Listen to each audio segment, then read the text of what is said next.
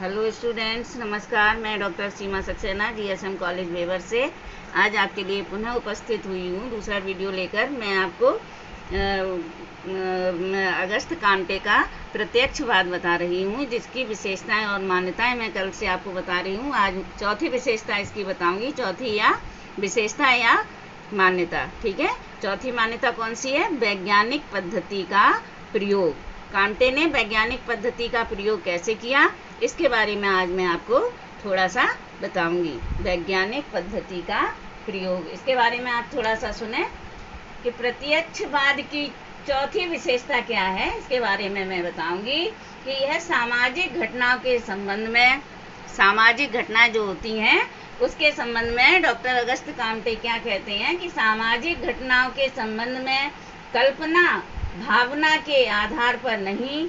जो कल्पना भावना मैंने आपको तीसरी विशेषता में बताई थी कि वैज्ञानिक या निष्पक्ष दृष्टिकोण में मैंने कल्पना भावना चांस जो मैंने बताया था, इमेज ये सब बिल्कुल कांटे हमारे नहीं मानते, बल्कि क्या मानते हैं, एक वैज्ञानिक घटना पर इनका पूरा प्रत्यक्षवाद टिका हुआ है।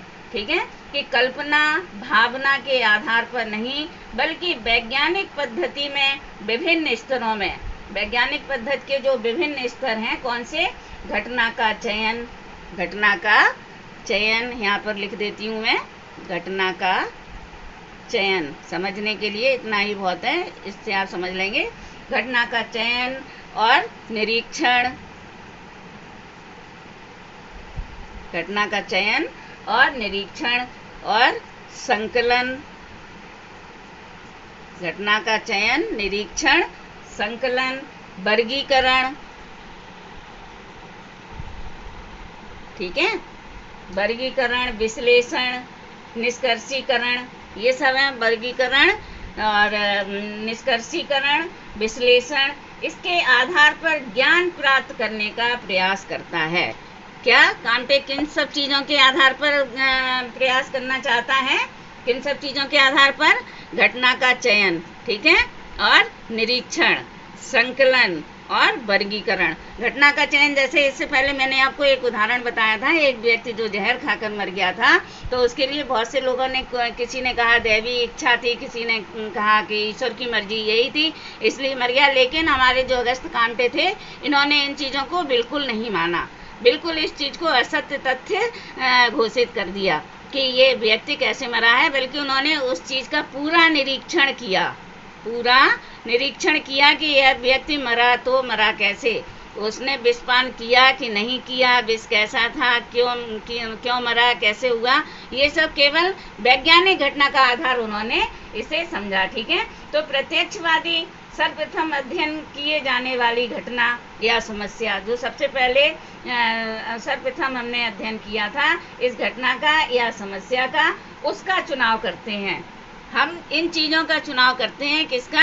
जो हमारी वैज्ञानिक घटनाएं होती हैं, हम इसका चुनाव करते हैं। इसके बाद यह घटना या समस्या का निरीक्षण करते हैं। हम घटना या समस्या का बाद में ही निरीक्षण करते हैं। ठीक है, पहले हम उस चीज़ को समझ लेते हैं और संबंधित तथ्यों को संकलित करते हैं।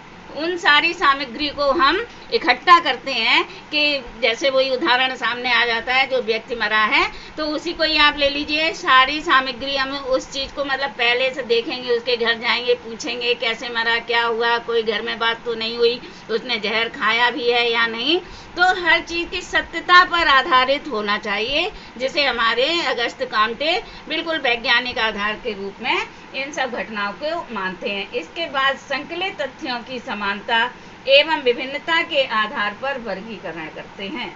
ठीक है, जब सब चीज़ें देख लेते हैं, उसके बाद जो संकलित तथ्य होते हैं उनकी समानता और विभिन्नता के आधार पर वर्गीकरण करते हैं, और बिल्कुल लास्ट में विश्लेषण के आधार पर घटना या समस्या, जो भी प्रॉब्लम होती है, कार्य कारण का संबंध या घटना या समस्या जो भी प्रॉब्लम होती है, इस संबंध में निष्कर्ष प्राप्त करते हैं। ठीक है, सारी समस्याओं का निष्कर्ष हम इकट्ठा कर लेते हैं। इस प्रकार इन सब चीज़ों से यही स्पष्ट होता है कि प्रत्यक्षवादी वैज्ञानिक, जो प्रत्यक्षवादी वैज्ञानिक है, अर्थात डॉक्टर अगस्त कांटे सामाजिक घटनाओं के संबंध में वास्तविक ज्ञान प्राप्त करने के लिए वैज्ञानिक पद्धति का अनुसरण करता है।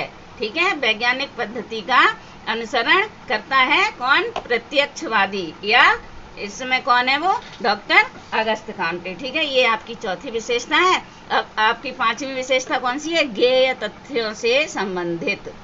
ये वाली विशेषता या मान्यता है इनकी, ज्ञेय तथ्यों से संबंधित। इसके बारे में थोड़ा सा बताऊंगी आपको कि प्रत्यक्षवाद की जो विशेषता ये है कि अपने को केवल उन घटनाओं या घटनाओं से संबंधित तथ्यों तक, अपने को, अपने आप को केवल उन घटनाओं से संबंधित या तथ्यों तक सीमित रखते हैं, या तथ्यों को जो मूल आधार होते हैं उन तक हम सीमित रखते हैं जिन्हें प्रत्यक्ष रूप से देख सकते हैं, जिन्हें हम प्रत्यक्ष रूप से देख सकते हैं और निरीक्षण कर सकते हैं।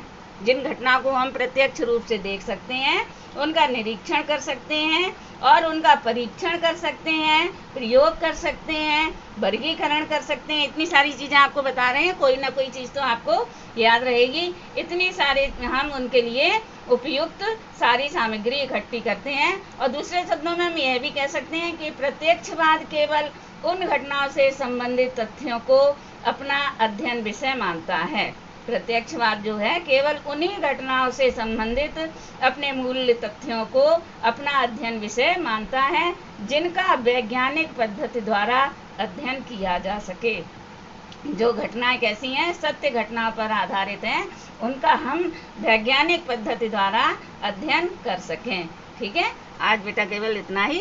कल आपको और थोड़ा सा बताऊंगी, गले में थोड़ी सी प्रॉब्लम हो रही है। ओके, धन्यवाद।